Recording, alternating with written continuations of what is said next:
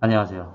재미수업TV의 재미수업 시간입니다. 전 시간에 우리가 자본주의의 전개 과정에 대해서 배웠는데, 우리가 자본주의 전개 과정에 대해서 한번 얘기를 해보겠습니다. 경제사를 얘기를 할 건데, 제일 처음에 등장한 사조가 뭐였죠? 그렇죠. 네. 여러분들 목소리 여기까지 들리는 것 같습니다. 중상주의였죠? 중상주의. 금과 은을 확보함으로써, 네, 경제적인 국부를 증진시키자. 그 다음에 나온 기조가 자유방임주의.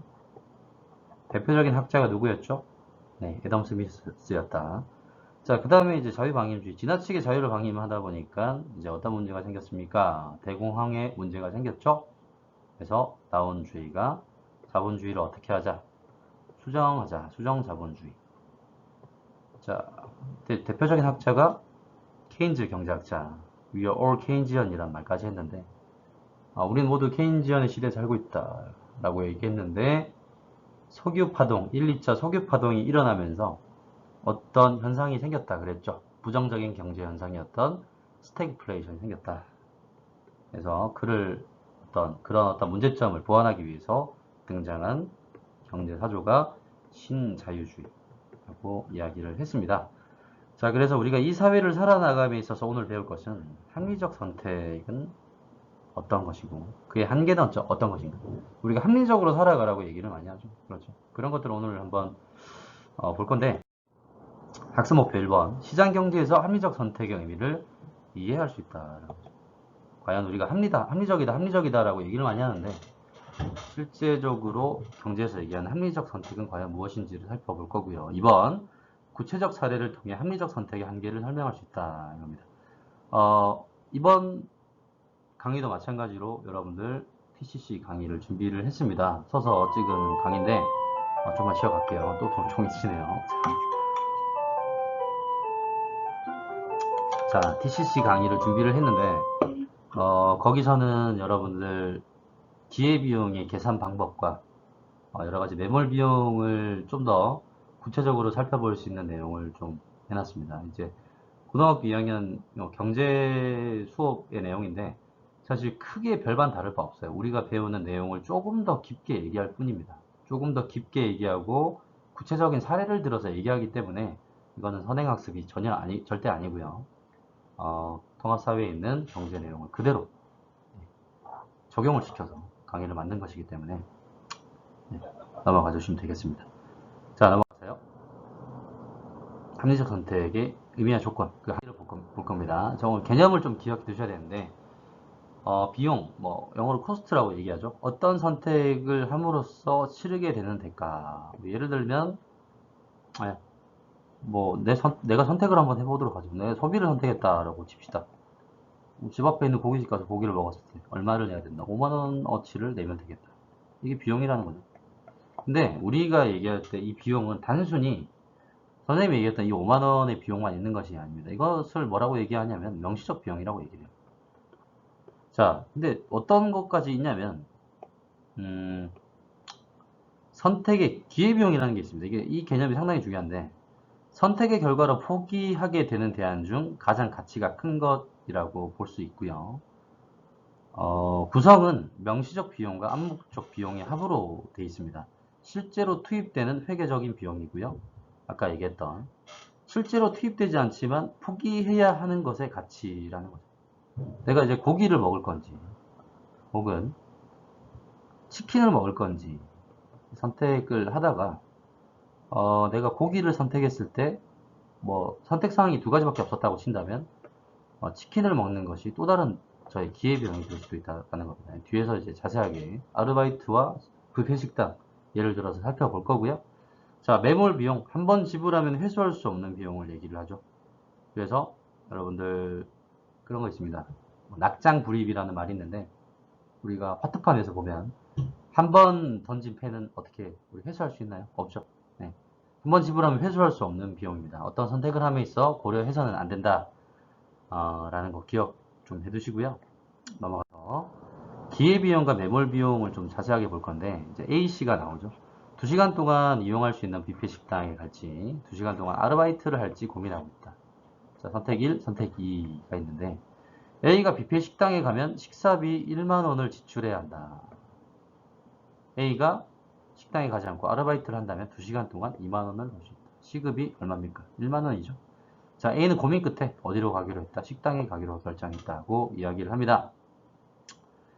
자, A가 뷔페 식당에 갈 경우에 기회비용. 자, 아까 기회비용에 우리가 정의를 들었는데, 명시적인 비용과 뭐 어떤 비용의 합이었어요? 암묵적 비용의 합이었죠. 자, 명시적 비용 한번 가봅시다. 일단은 기회비용의 총합은 3만 원이 나와요. 여기에서 식사비 1만 원. 자, 식사비 1만 원은 뭐다? 명시적인 비용이다. 나와있죠? 아르바이트를 해서 벌 수 있는 2만 원은 암묵적인 비용이다. 그래서 뷔페 식당을 갈 때 뭐까지 생각해야 된다는 거예요. 내 식사비가 1만 원 지출되는 것뿐만 아니라 아르바이트를 해서 벌 수 있는 2만 원까지 생각해야 된다는 거예요. 뭐 그렇죠. 뷔페 식당에서의 매몰 비용은 식사비 1만 원이죠. 이거는 다시 환불받을 수 없습니다. A가 뷔페 식당에서 배가 부른데도 식사비 1만 원을 아까워하며 먹는 것은 합리적 선택이라고 할 수 없다. 식사비 1만 원은 더 먹든 안 먹든 회수할 수 없는 비용이기 때문이다. 이렇게 얘기를 하고 있는데 맞습니다, 여러분들. 뭐 예를 들어서 뭐 극장에 영화를 보러 갔는데 영화가 중간에 너무 재미가 없었어요. 근데 내가 지불한 돈이 아까워가지고 계속 끝까지 보고 왔다. 이거는 어떻게 보면 경제학적인 관점에서 좀 미련한 짓일 수도 있습니다. 왜냐하면 회수할 수 없는 비용이기 때문이다. 자, 근데 이제 또 한번 생각해보면 회수할 수 없는 비용이기 때문이지만 사람들은 이것을 잘 포기하지 못합니다. 매몰 비용을 포기하지 못해요. 이 매몰 비용과 관련해서 만들어진 건축물이 어떤 게 있냐면 여러분 호주 하면 뭐가 생각납니까? 네, 바다 풍경 딱 보여주면 유명한 건축물이 있죠. 오페라 하우스인데 오페라 하우스도 돈이 처음에 한 뭐 2, 300억이면 지을 수 있을 거라 생각했는데 200억 원어치 정도 지어놓고 보니까 예, 돈이 더 필요했었던 거죠. 근데 이제 거기서 이제 선택을 합니다. 어떤 선택을 하냐면 매몰 비용을 생각하면서 선택해요. 내가 여기까지 투자한 금액이 얼만데 라고 예, 생각하고 만들어진 건축물이 오페라 하우스다라는 거죠. 자, 근데 뭐 이제 넘어가겠습니다. 자, 그 다음에 편익이라는 게 있는데 여러분 이거 잘 보셔야 돼요. 어떤 선택을 함으로써 얻게 되는 편리함이나 자, 만족감인데 이거는 굉장히 주관적인 겁니다. 어떻게 보면 만족감이라는 것이 주관적인 것이고 잘 측정하기가 상당히 좀 곤란한 그런 측면도 있습니다. 내가 고기를 한 점 먹었을 때 뭐 10단계의 레벨이 있다고 한다면 고기 한 점 딱 먹었을 때 9만큼의 만족감을 느꼈다. 이렇게 측정하면서 살아간 사람은 거의 없죠. 근데 이제 우리가 어떤 선택을 함에 있어서 경제학적인 기준을 마련해놨는데 그런 것들 편익이라고 얘기를 합니다. 그러면 이제 두 가지 큰 어떤 핵심 개념이 나왔는데 비용이라는 것과 이제 편익이라는 것이 나왔다는 거죠. 그러면 어떤 걸 선택해야 될까요, 여러분들? 편익이 뭐보다 커야 될까요? 비용보다 커야 되겠죠. 그래서 개인이 합리적 선택의 의미는 어떤 경제적 선택을 할 때 가급적 최소의 비용으로 최대의 편익을 얻을 수 있도록 선택해야 된다는 겁니다. 그래서 이제 여러분들 요즘에 많이 쓰는 단어들 있죠. 가성비 이런 거 생각해 보시면 되겠습니다. 가성비. 거기서 또 파생된 용어, 가심비. 네, 이런 것들. 만족감을 바탕으로 나온 용어가 아닌가 생각이 들고요. 일단 편익이 비용보다 커야 되겠죠. 그렇죠. 아까 방금 얘기했던 것처럼. 자, 그 다음에 이제 중요한 것은 같은 편익이라면 가장 적은 비용이 들도록 해야 되겠죠. 그리고 같은 비용이라면 가장 편익이 큰 것을 선택해야 한다라는 겁니다. 자, 여기까지 좀 이제 쉽사리 이해하셨을 거라 생각이 들고요.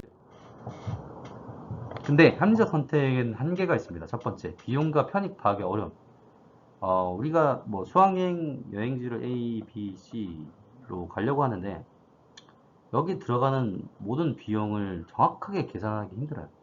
거기 뭐 갔는데 뭐 거기 에버랜드, 뭐 롯데월드, 뭐 다양한 놀이기구, 공원 뭐 이런 곳을 갔는데 뭐 경주월드라 칩시다. A, B, C가 있는데 뭐 입장료를 생각했는데 입장료만 가지고 비용을 비교했는데 알고 보니까 안에서 또 필요한 금액이 더 있었다라는 거죠. 사전에 모든 비용을 측정하기 힘들고요. 그 다음에 아까 얘기했죠. 편익은 굉장히 주관적인 만족감 이런 것들이 반영되는 것이기 때문에 편익을 정확하게 파악하기 어려워요. 오케이? 내가 좋아하는 아이스크림을 첫 번째 깨물어 먹었을 때 내 만족감 9인 것 같다. 두 번째 먹었을 때 8인 것 같다. 7인 것 같다. 6인 것 같다. 5인 것 같다. 이렇게 생각하면서 먹는 사람 있습니까? 네, 그런 사람 나중에 크게 될 사람이에요. 진짜. 네, 기대하겠습니다. 자, 아까 전에 이제 전 시간에 얘기했는데 구성의 모순, 개인의 합리적 선택이 사회 전체적으로 비합리적인 결과를 초래하기도 한다라는 거. 아까 얘기했지만 비용보다 편익이 더 크다. 뭐 만약에 학생들 중에 그런 친구들 많이 없겠지만 빨리 끊으세요. 흡연이라고 칩시다. 비용보다 내 편익이 크기 때문에 흡연을 한다고 치자.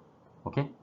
개인의 합리적 선택이라고 볼 수 있어. 경제학에서 얘기하는. 근데 모든 사람들이 내 합리적 선택이라고 해서 길거리 전체에서 흡연을 하게 되면 사회 전체적으로 비합리적인 결과를 초래하기도 하죠.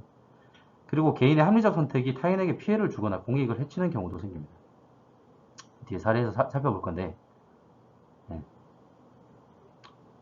차 관련된 얘기를 좀 해보도록 할게요. 네, 사회규범 미준수, 개인이나 기업이 비용을 최소화하는 과정에서 사회규범을 어기는 일이 발생하기도 합니다. 자, 포드의 핀토 차량 얘기를 좀 해보겠습니다. 자, 넘어가세요. 자료 1번.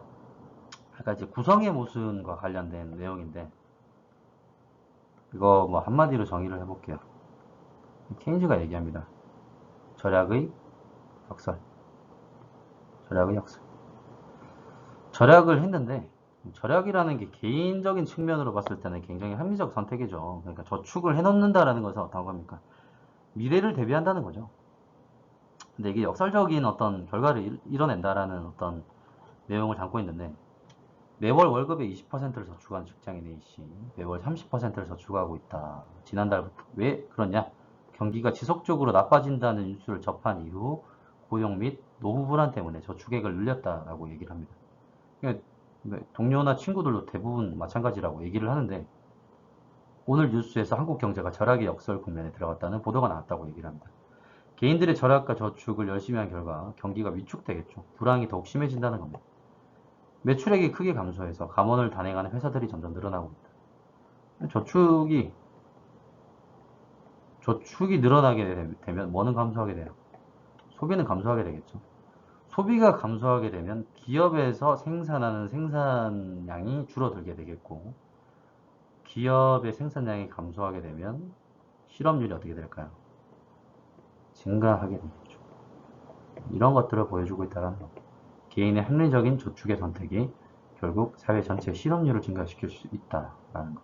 경제 전체를 힘들게 만들 수도 있다라는 거. 자, 자료 2번 포드사는 왜 그랬을까? 왜 그랬을까? 진짜 왜 그랬을까? 한번 가보겠습니다. 포드사 핀토라는 제품이 있었는데 소형차였어요. 아주 인기가 있었답니다. 근데 차가 뒤에서 받을 경우에는 연료 탱크가 쉽게 말려 들어가 폭발하는 설계상의 결함이 있었다라고 얘기를 합니다. 이로 인해서 500명이 사망하고 많은 사람이 부상을 입었다. 피해자 중 한 명이 회사를 고소했는데 이 과정에서 회사 측에서 진짜 어이없는 얘기를 합니다. 핀토의 결함을 알았을 때 비용과 편익을 분석했대요. 이미 판매된 차에 대해 연료 탱크 안전성을 높여줄 부품을 모두 교체해 주는 데 드는 비용은 1억 3,700만 달러. 이 결함으로 인해 죽거나 다친 사람에게 지급하는 위로금, 치료비, 자동차 수리비 4,950만 달러 계산. 결국은 이 때문에 연료 탱크를 개선하지 않고 결함 있는 차를 계속 판매해 왔던 겁니다. 합리적인 선택의 어떤 역설이라는 거죠. 이게 어떻게 보면 문제점이라는 겁니다. 그래서 이 시트를 이제 뒤에서 차가 들이받으면 의자가 말려 들어가가지고 불이 난다라고 해서 심지어 이 포드사의 핀토 차를 이제 사람들이 뭐라고 비아냥을 했냐면 이 재판 이후에 바베큐 시트라는 오명까지 이제 물게 됩니다. 합리적인 것이 여러분들 최선의 어떤 선을 창출하는 건가요? 서구 자본주의에 대한 어떤 비판적인 성찰을 해라는 거예요, 여러분들. 네. 아시겠습니까? 비판적 성찰이 필요하다는 거죠. 그럴싸해 보이고 합리적이 보이지만 우리는 배웠습니다. 다양한 측면을 가지고 사회 현상을 바라봐야 된다라고 얘기를 했습니다. 그러면 포드사의 행동을 어떤 관점에서 바라봐야 될까요? 여러분. 윤리적인 관점에서 비평해보고 평가해봐야 되겠죠. 그렇죠? 자료 1. A씨의 행동과 자료 2에서 포드사의 조치는 합리적인 선택인가? 네, 둘 다 합리적인 겁니다. 합리적 선택을 했는데 문제는 넘어갈게요. 합리적 선택의 한계가 뭔가? 우리가 그 얘기를 하고 싶었는데 단기적으로 합리적 선택을 했다고 하더라도 장기에 가서는 원하지 않는 결과가 나타날 수 있다라는 겁니다. 비합리적 상황이 나타날 수도 있다. 자료 2에서는 개인이 합리적 선택을 했다고 하더라도 다른 사람에게 부당한 피해를 입히는 결과를 가져올 수 있다는 점을 알 수 있다. 그래서 합리적 선택은 한계가 항상 있다라는 거죠. 네 가지 여러분들 꼭 기억해 주시고요. 자, 1번. 가급적 최소의 비용으로 최대의 편익을 얻을 수 있도록 선택하는 것을 말한다. 뭡니까? 합리적 선택. 서술형 나왔는데 뭐 가성비 이런 거 쓰시면 안 돼요. 알겠죠? 자, 2번. 어떤 선택을 함으로써 포기하게 되는 대안들 중 가장 가치가 큰 것을 기회비용이라고 한다. 3번. 합리적 선택의 방법을 보기에서 골라 기호를 써보자. 기억. 항상 매몰 비용을 고려합니까? 매몰 비용은 투자된 이후에는 고려하지 않아야 되겠죠. 자, 니은 기회비용보다 편익이 크도록 선택한다. 이거 맞는 설명이죠. 그렇죠. 기회비용. 우리가 비용을 생각할 때 여러분들 항상 기회비용 생각하셔야 됩니다. 기회비용은 뭐 더하기 뭐였어요? 그렇죠. 명시적 비용 더하기 암묵적 비용이었다.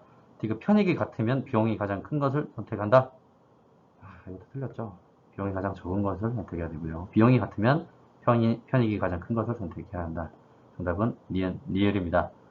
자, TC 선생님이 찍어놓은 이제 강의 여러분들 꼭 봐주셨으면 좋겠고요. 오늘 수업은 여기까지 하겠습니다. 여러분들 구독, 좋아요 감사드립니다. 수업 끝.